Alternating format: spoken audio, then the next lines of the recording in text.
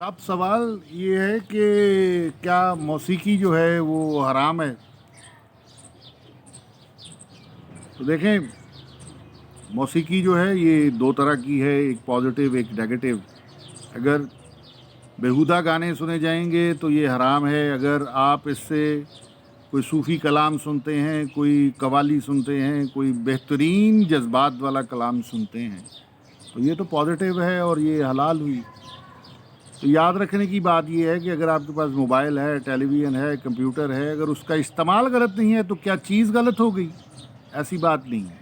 तो याद रखने की बात है, एक कोटेशन है जो किसी अंग्रेज़ की है, वो ये कहता है, conclusion about a thing from its abuse is invalid.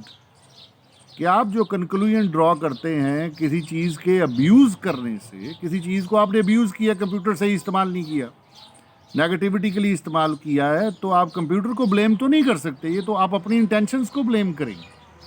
तो आप गलत हैं, चीज़ गलत नहीं है। इसी तरह मौसीकी जो है वो गलत उस वक्त है जब उससे बेहुदा किस्म के गाने बनते हैं, बेहूदगी बढ़ती है, इमोरालिटी बढ़ती है, गैर इखलाकी बातें बढ़ती हैं।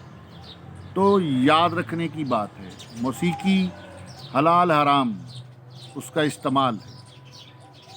तो बड़े बड़े बेहतरीन ख्याल